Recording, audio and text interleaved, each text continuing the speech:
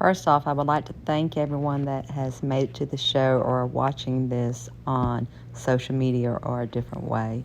I think first it makes a lot more sense to kind of discuss my process and how I decide on what I'm going to paint. The majority of my paintings come from pictures that I take when we are riding around or with my family on vacation. Each painting has a story or a memory behind it.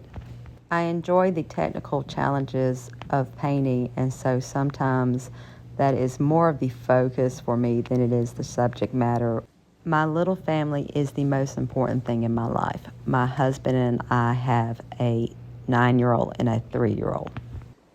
A lot of the images that I have used are of their hands or pictures I have taken of them. This coming March will mark the 3-year anniversary of my mother's passing.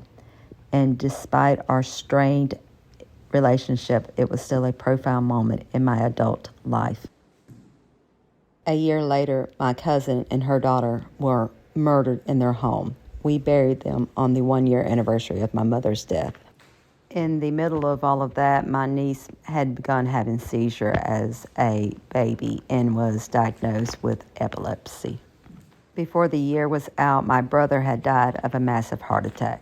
The show's title, What We Carry, is not just speaking about a physical load, but of the emotional load that we all carry as people. This piece titled Juju and Stetson is of my cousin's child that we have lost and my son. She would come and stay with us on the weekends and babysit him, and when he was very small, he was very infatuated with his Juju.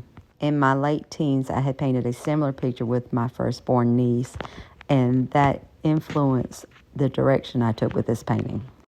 The idea for this family portrait has floated around for quite some time. I referenced a family photo from the 80s showing my parents, my aunt, my granny, my Meemaw and Papa, and all of us cousins. I purposely chose a looser painting style and to only paint those of us remaining in color. This is of my sweet baby niece, Danny, after one of her first big seizures. My sister and her family live 3 hours away. A lot of our communication is through texts and pictures. Danny was just shy of 1 when this picture was taken and is turning 3 this November. A lot of the other paintings are not so heavy, like this one of this turtle we saw on the beach in Fernandina, or this turtle that lives in the sand dunes next to the condo that we stay at. We got chickens this year, and this is our first eggs. Our boys fussed over who was going to carry it into the house, so I posed this picture. A few days later, our 3rd egg was laid, and my 3-year-old dropped it on the porch. Georgia citrus, Cumberland Island trees, and several others are still inspired from pictures that I have taken. They fulfill my need for technical challenges.